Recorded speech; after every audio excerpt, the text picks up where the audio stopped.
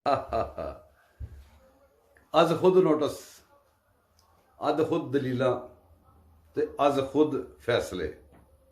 जज साहब तुहाडा शौक सलामत रहे। पाकिस्तान के शहर बड़े पे लैंदी।